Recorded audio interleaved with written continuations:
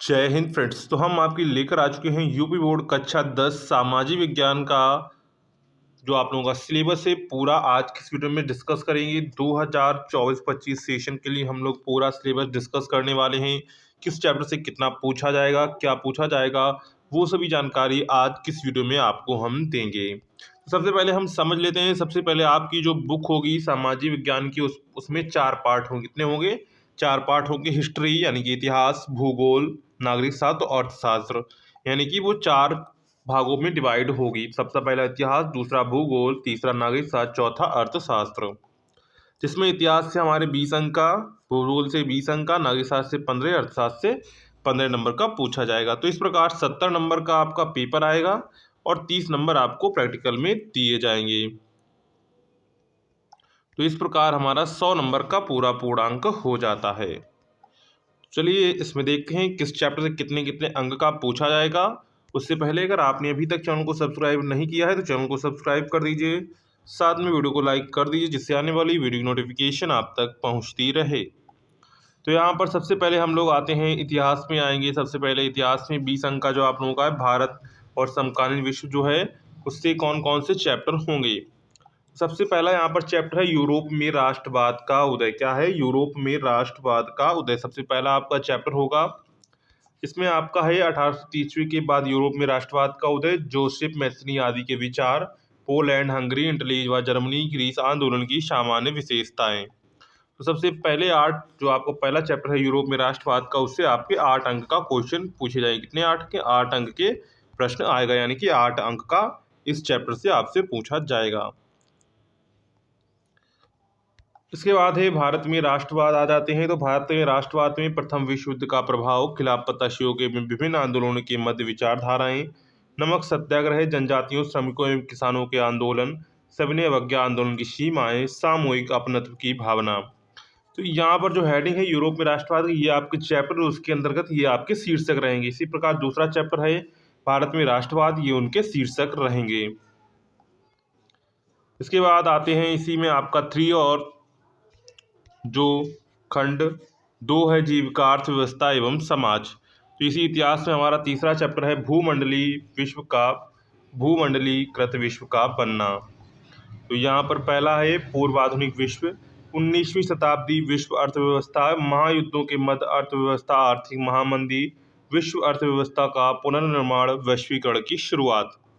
तो यहाँ पर खंड 2 और खंड 3 को दोनों को मिलाकर 7 अंक का आपका पूछा जाएगा। इससे ये आपको हम बता दें, ये आपका चैप्टर है, इसके अंतर्गत ये आपके शीर्षक हैं। इसी प्रकार आपका चौथा चैप्टर इतिहास में होगा औद्योगिकरण का युग। क्या होगा? औद्योगिकीकरण का युग। इसमें पहला होगा औद्योगिक क्रांति से पहले एवं औद्योगिक क्रांति परिवर्तन की गति, उपनिवेशों में औद्योगिकरण, प्रारंभिक उद्यमी और कामगार, औद्योगिक विकास का अनूठापन, वस्तुओं के लिए बाजार। तो यहाँ पर आपके 5 शीर्षक हैं चौथे चैप्टर में। इसके बाद आगे बढ़ते हैं तो खंड 3 में आ जाते हैं, जिसमें रोजाना की जिंदगी, संस्कृति और राजनीति खंड 3 है। जिसमें हमारा 5वां इतिहास का चैप्टर आ जाता है मुद्रण संस्कृति और आधुनिक विश्व। क्या है? मुद्रण संस्कृति और आधुनिक विश्व। इसमें ये शीर्षक रहेंगे यूरोप में मुद्रण का इतिहास, 19वीं सदी में भारत में प्रेस का विकास, राजनीति, सार्वजनिक विवाद और मुद्रण संस्कृति में संबंध। तो यहाँ पर खंड 3 और खंड 2 को मिलाकर 7 नंबर, और खंड का पहला था वो 8 नंबर का, तो प्लस 7 8 हो जाएंगे आपके 15 मार्क्स। और साथ में इतिहास के मानचित्र के भी प्रश्न आपसे पूछे जाएंगे, वो आपके 5 अंक के होंगे। तो 5 + 15 = 20 हमारे इतिहास से हो जाते हैं। अब जैसे कि इतिहास, भारत की रूपरेखा का राजनीतिक मानचित्र, भारत में राष्ट्रवाद, भारतीय राष्ट्रीय कांग्रेस के अधिवेशन, कलकत्ता, नागपुर, मद्रास, लाहौर। और यहाँ पर भारतीय राष्ट्रीय आंदोलन के महत्वपूर्ण को चंपारण, नील की खेती करने वाले किसानों का आंदोलन, खेड़ा किसान सत्याग्रह, अहमदाबाद सूती मिल समूह, अमृतसर जलियांवाला बाग हत्याकांड, चौरी चौरा असहयोग आंदोलन का उद्घोष, दांडी गुजरात सविनय अवज्ञा आंदोलन। इतने ही अगर आप लोग तैयार कर लेते तो आपका मानचित्र पूरा भर जाएगा, आपको एक्स्ट्रा तैयार करने को नहीं पड़ेगा। इसके बाद हम लोग आ जाते हैं भूगोल पर। किस पर आ जाते हैं? भूगोल पर आ जाते हैं। तो भूगोल में हमारा सबसे पहला चैप्टर है संसाधन एवं विकास। क्या है? संसाधन एवं विकास, जिसमें आपका संसाधनों का विकास, संसाधन नियोजन, भू संसाधन, भू उपयोग, भारत में भू उपयोग प्रारूप, भूमि निम्नीकरण, संरक्षण उपाय, मृदा संसाधन, मृदाओं का वर्गीकरण, मृदा अपरदन और संरक्षण, ये संसाधन एवं विकास के अंतर्गत हैं। इसके बाद दूसरा है हमारा वन्य एवं वन्य जीव संसाधन। क्या है?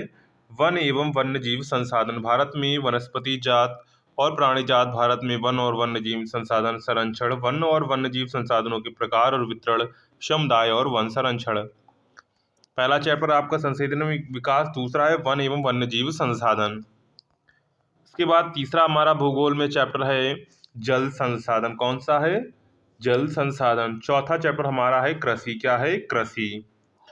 और इसके बाद हमारा पांचवा चैप्टर है इसमें खनिज तथा ऊर्जा संसाधन। ये इसके अंतर्गत टॉपिक लिखे हुए हैं जो आपको टॉपिक बुक पे मिल जाएंगे। इसके बाद 6 है हमारा विनिर्माण उद्योग। क्या है? विनिर्माण उद्योग। सातवां हमारा है इसी में भूगोल में पाठ है राष्ट्रीय अर्थव्यवस्था की जीवन रेखाएं। क्या है? राष्ट्रीय अर्थव्यवस्था की जीवन रेखाएं। इसमें हमारा मानचित्र कार्य है। इसमें मानचित्र कार्य भी हमारा 5 अंक का होगा, जिसमें आपसे नदियाँ, बांध वगैरह पूछे जाते हैं, तो उनको आपको तैयार करना होगा। इसके बाद आते हैं लोकतांत्रिक राजनीति पर, यानी कि नागरिक शास्त्र के पर आते हैं। नागरिक शास्त्र में कौन कौन से चैप्टर पूछे जाएंगे? नागरिक शास्त्र से आपको टोटल 15 नंबर का पूछा जाएगा, जैसा हमने आपको आगे बताया था। तो यहाँ पर सबसे पहला हमारा चैप्टर है सत्ता की साझेदारी एवं संघवाद। क्या है? सत्ता की साझेदारी एवं संघवाद। दूसरा इसी में आपका सत्ता की साझेदारी में आ जाता है, देखिए सत्ता की साझे पहला चैप्टर है। दूसरा है आपका संघवाद। अध्याय तीसरा है आपका कौन सा है? अध्याय यहाँ पर तीसरा है जाति, धर्म और लैंगिक मसले। क्या है? जाति, धर्म और लैंगिक मसले हैं अध्याय 3। अध्याय पहला है सत्ता की साझेदारी, दूसरा है संघवाद। ये दोनों इन्होंने एक साथ कर दिए हैं। इसके बाद अध्याय 4 है आपका राजनीतिक दल। क्या है? अध्याय 4 है राजनीतिक दल। और पांचवा है लोकतंत्र के परिणाम। क्या है? लोकतंत्र के परिणाम। इसके बाद हम लोग आ जाते हैं इकाई 4 पर, यानी कि अर्थशास्त्र पर, जिसे हम लोग कहते हैं इकोनॉमिक्स। आपके टोटल 4 पार्ट थे, तो हम चौथे पार्ट पर आ चुके हैं अर्थशास्त्र पर, जिसमें हमारा सबसे पहला चैप्टर कौन सा है? सबसे पहला चैप्टर है हमारा है विकास। क्या है? सबसे पहला हमारा चैप्टर है विकास। दूसरा हमारा चैप्टर है भारतीय अर्थव्यवस्था के क्षेत्रक। क्या है? भारतीय अर्थव्यवस्था के क्षेत्रक। तीसरा है मुद्रा तथा शाख। क्या है? मुद्रा तथा शाख। तीसरा हमारा है मुद्रा तथा शाख। दूसरा है भारतीय अर्थव्यवस्था के क्षेत्रक। पहला है विकास। ये आपके और चौथे और पांचवें और है हमारा। चौथा है भूमंडलीकरण तथा भारतीय अर्थव्यवस्था वैश्वीकरण। पांचवा है उपभोक्ता अधिकार। ये आपके टोटल 5 चैप्टर हैं अर्थशास्त्र में। अर्थशास्त्र में है यानी कि इकोनॉमी, अगर इसको हम लोग कह रहे हैं हिंदी में कहें तो अर्थशास्त्र, इंग्लिश में कहें तो इकोनॉमिक्स। तो ये आपका पूरा, और 30 नंबर का ये प्रोजेक्ट है, तो आपको स्कूल में प्रोजेक्ट बताया जाता है कैसे आपको क्या करना होगा। तो ये आपका पूरा क्लास 10th का सोशल साइंस का जो सिलेबस है वो हमने आपके साथ साझा किया। अगर आपको जानकारी पसंद आई हो तो चैनल को सब्सक्राइब करिएगा, वीडियो को लाइक करिएगा, शेयर करिएगा, जिससे आने वाली वीडियो नोटिफिकेशन आप तक पहुंचती रहे। मिलते हैं नेक्स्ट वीडियो में, तब तक के लिए जय हिंद।